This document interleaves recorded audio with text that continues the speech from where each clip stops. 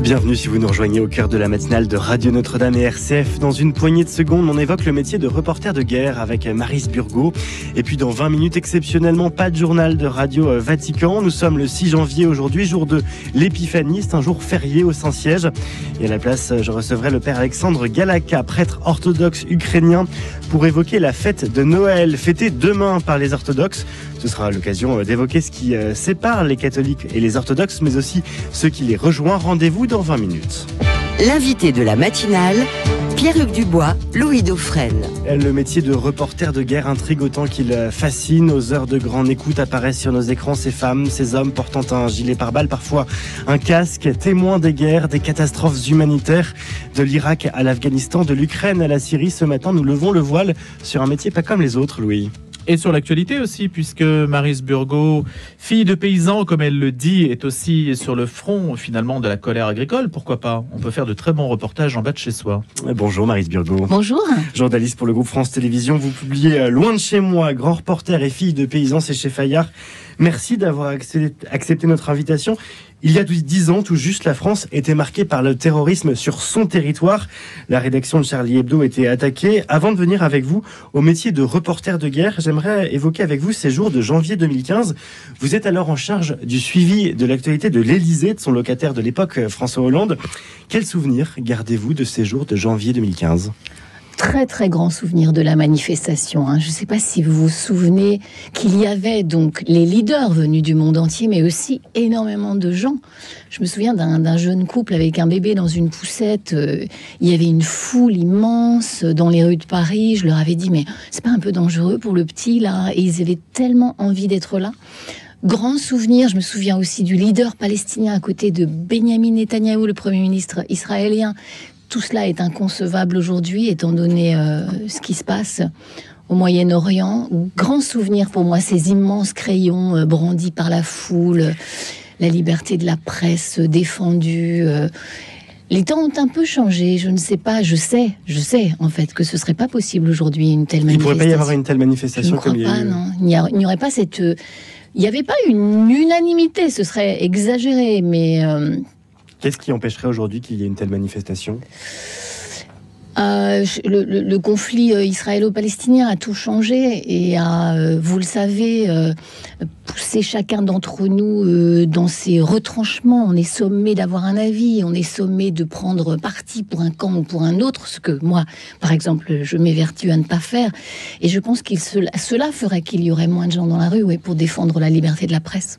Je pense. Le service public est-il plutôt perçu comme pro-palestinien ? Non, je ne crois pas. Moi, j'ai beaucoup couvert ce conflit-là, et nous avons vraiment beaucoup essayé. Je ne prétends pas que nous réussissions à faire bien tout ce que nous essayons de faire. Moi, j'étais là-bas, par exemple, pour le 2 jours après le 7 octobre. Et je suis retournée plusieurs fois, y compris pour le premier anniversaire du 7. J'ai énormément fait de reportages sur la douleur des familles israéliennes qui ont toujours des otages, etc. Et j'ai pleuré avec eux. Mais j'ai aussi fait des choses sur ce qui se passe en Cisjordanie et ce qui se passe à Gaza. Et pour moi, une vie vaut une vie. Et il y a des consignes que vous recevez ?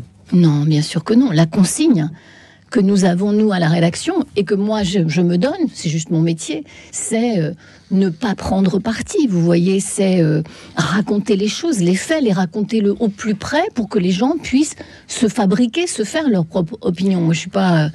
directeur de conscience, mon avis n'intéresse personne, il n'a aucun intérêt. En revanche, mon métier, c'est de tenter de dire ce qui se passe. Et ainsi, les gens se font leur propre opinion. Maryse Burgot, vous êtes reporter de guerre, vous avez également été correspondante pour France Télévisions à Washington. Vous racontez dans ce livre, justement, notamment l'épisode avec Dominique Strauss-Kahn, quand on apprend ce qui s'est passé au Sofitel. Vous avez aussi couvert de nombreuses zones de guerre, des conflits où vous êtes allé régulièrement. On parlait de l'Ukraine, on parlait de la Terre Sainte, de la Palestine, d'Israël. Où est votre espérance quand vous voyez des conflits qui semblent s'enliser indéfiniment? Où est votre espérance quand vous avez l'impression que pour la 3e fois, 4e fois, 5e fois, 20e fois, vous allez au même endroit pour raconter la guerre? Vous avez raison de dire ça. C'est assez désespérant de voir à quel point l'histoire se répète et à quel point on n'apprend rien de rien, puisqu'on recommet toujours les mêmes erreurs. Mais quand même,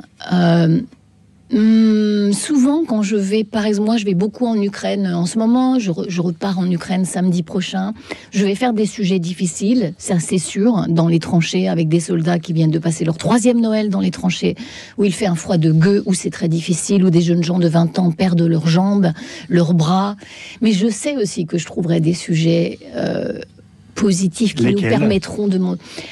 La résilience de la population, par exemple, un jour j'ai rencontré une vieille dame, je raconte ça dans mon livre, qui a sauvé un soldat ukrainien qui avait été torturé par les Russes. Elle l'a recueilli chez elle, elle l'a caché dans sa cave.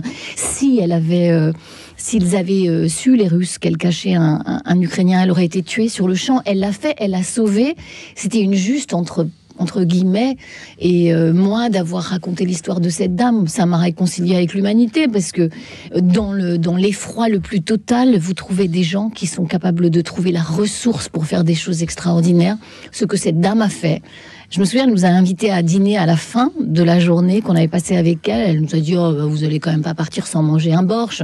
Le borsch, c'est la soupe que mangent les Ukrainiens. Moi, j'ai jamais mangé un aussi bon borsch de toute ma vie. Tellement cette dame était magnifique dans sa tête, dans son cœur. Et puis j'ai vu cet homme qu'elle a sauvé, qui a été torturé pendant des jours et des jours par les Russes. C'était une histoire magnifique. Donc oui, il y a des raisons d'espérer quand vous écoutez des histoires comme ça. Et en Israël, par exemple, j'ai fait le portrait d'un chauffeur de bus palestinien, qui est allé chercher des jeunes juifs israéliens de la rave party pour les sauver. Il les a sauvés. Il a sauvé 11 jeunes. Bon, voilà, c'est une raison d'espérer. Il y a quelques femmes, Maryse Burgot, qui ont obtenu une certaine notoriété à travers le reportage de guerre. Je pense à Niva, par exemple, ou Marine Jacquemin. Est-ce que vous formez une sorte d'association des femmes reporters de guerre? Le prix Albert Londres a été remis à une femme qui s'est rendue sur le front ukrainien, d'ailleurs. Je sens un certain cynisme dans votre question. Non. Est-ce qu'il y a une sensibilité qui amène à Franchement, explorer certaines questions de manière différente? Je ne pense pas. Oui, c'est vrai, vous avez raison. Lesquelles, justement? Les femmes ont écrit sans doute peut-être plus de livres que les hommes. Je ne sais pas, les hommes aussi écrivent des livres. François-Xavier Ménage, TF1. Je crois que c'est un... Quelle était la question? La question, c'est quoi? Il y a des femmes qui partent sur le front, et plusieurs qui ont acquis une certaine notoriété grâce au reportage de guerre, en fait. Est-ce qu'elles sont volontaires pour ça? Alors oui, vous êtes volontaire pour aller sur une zone de guerre. Et pourquoi?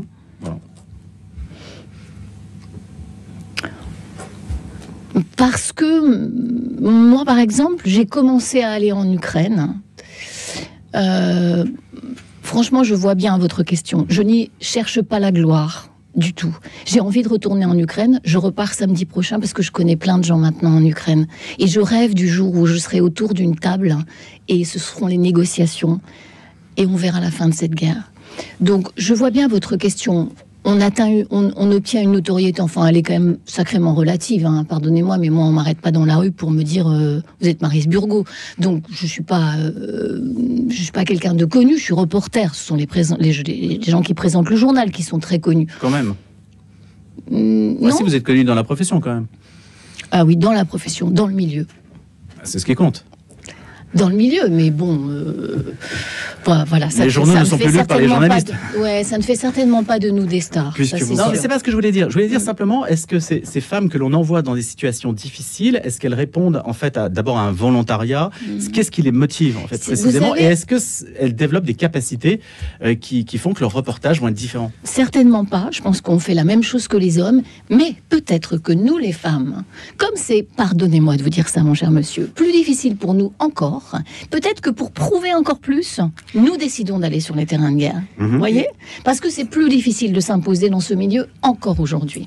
Peut-être que c'est pour ça qu'on retrouve finalement plus de femmes reporters de guerre aujourd'hui.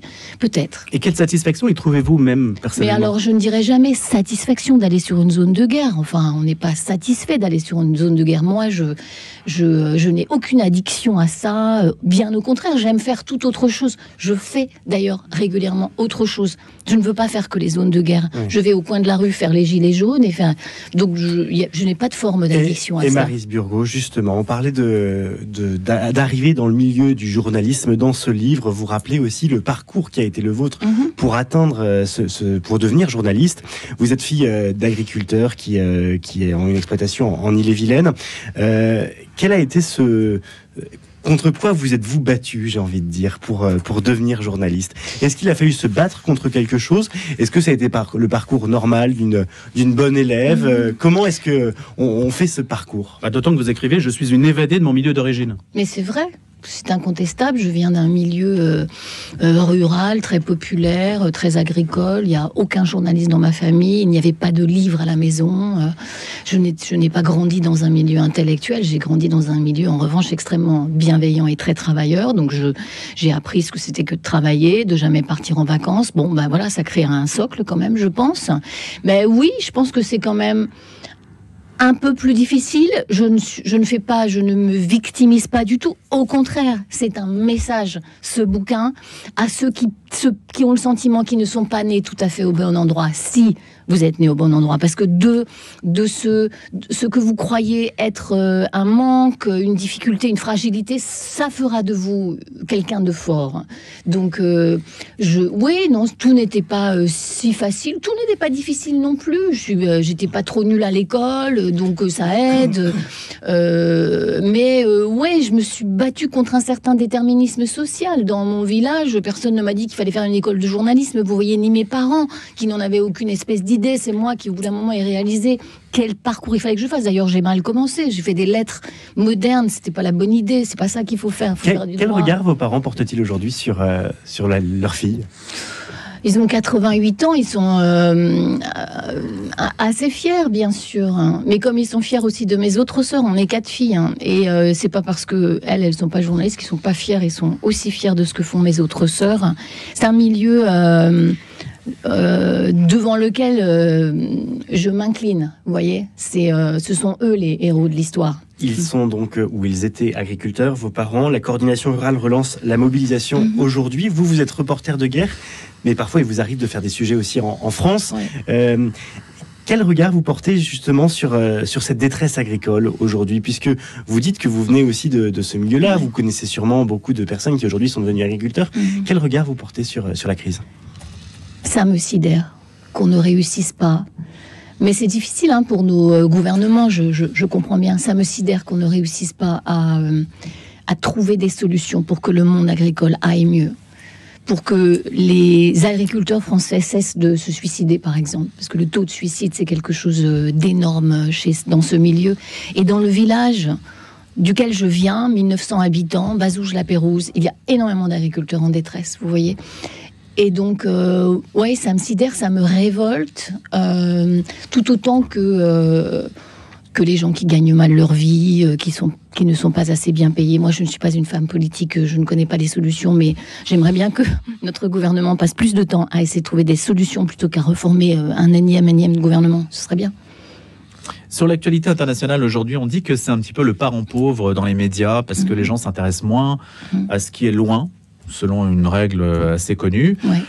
Est-ce que la mondialisation, les réseaux sociaux, tout cela, est-ce que ça a favorisé la curiosité des gens ou ça les a invités au contraire à se retrancher vers un milieu plus connu de leur environnement? Ouais. C'est vrai que, par exemple, dans nos journaux à nous, moi je travaille pour France Télévisions, pour le journal de 20h, il y a des sujets de politique étrangère, mais il y a aussi beaucoup de sujets de proximité. Parce que c'est notre mission de service public aussi quand même d'avoir un socle de téléspectateurs. Mais on se bat, vous voyez, pour continuer à exister. Et moi, je pars en Ukraine samedi. Et j'espère qu'on va réussir à faire des bons sujets pour faire que les téléspectateurs s'intéressent encore à ce conflit qui lasse. Vous avez raison. Au début, tous nos sujets, ils étaient en ouverture de journal il y a 3 ans. Maintenant, ils sont à la fin du journal, bien sûr. Et non seulement ils sont à la fin, mais il faut se battre pour qu'ils passent parfois. C'est un combat qu'il faut mener. Ouais. Vous étiez présente à Notre-Dame de Paris il y a quelques semaines. Vous voyez souvent l'horreur de la guerre, l'horreur des conflits. Ça faisait du bien de voir aussi la beauté des pierres, la blondeur retrouvée de la cathédrale Notre-Dame de Paris. Ouais, c'était magnifique. J'ai demandé je suis candidate. Moi, je suis candidate pour aller sur les zones de conflit, mais je suis aussi candidate pour aller à Notre-Dame de Paris parce que bon, c'était un événement, c'est un privilège extraordinaire que d'avoir pu être sur le parvis de cette cathédrale et de rentrer pour la première messe. Et moi, j'ai été fascinée par les métiers, les dizaines et dizaines de métiers extraordinaires qui ont œuvré pour redonner toute sa beauté à cette cathédrale vraiment magique. Comment les équipes de France Télévisions ont-elles vécu cette réouverture aussi? Parce que c'était aussi assez inédit qu'on s'intéresse autant à un lieu de culte. Alors forcément, sur notre antenne, ça nous parle, cette cathédrale Notre-Dame de Paris, mais là, ça parlait à la France entière. Comment ça a été vécu? Comme un événement majeur, et donc comme quelque chose qu'il fallait traiter comme on a traité, je sais pas, la manifestation Charlie, par exemple. Vous voyez, comme quelque chose qui s'adresse au monde des croyants, bien entendu, mais pas seulement. Quelque chose de fédérateur, comme un socle. Et d'ailleurs, je crois que les Français l'ont vécu comme ça, non? Je ne sais pas, ce sont vous peut-être qui connaissez mieux ces choses, mais c'est un événement qui nous parle à tous. Notre-Dame de Paris, sa réouverture. Je me souviens du soir où la cathédrale a brûlé.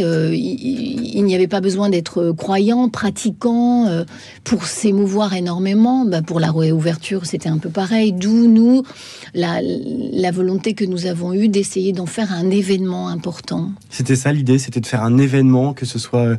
Quelles étaient un petit peu les valeurs? C'était d'être fédérateur, qu'est-ce qui a rassemblé? C'est l'angle patrimonial qui l'a surtout emporté. C'est vrai, vous avez raison, ouais. Mais il y a eu des émissions religieuses, comme il y en a toujours à France Télévisions. Mais oui, c'est l'angle patrimonial qui l'a emporté parce que nous sommes une télévision de service public et qu'on n'a pas fait une émission religieuse. Il y a eu des émissions religieuses, puisqu'on en fait régulièrement. Maryse Burgot, merci beaucoup d'avoir été notre invitée ce matin. Journaliste pour le groupe France Télévisions, vous êtes reporter de guerre et vous publiez Loin de chez moi, grand reporter et fille de paysan. C'est à lire chez Fayard, dans lequel vous livrez votre témoignage, vous racontez votre parcours, et vous qui venez d'Ille-et-Vilaine. Merci beaucoup donc d'avoir accepté notre invitation ce matin. Cet épisode est à réécouter en podcast sur rcf.fr et radionotre-dame.com.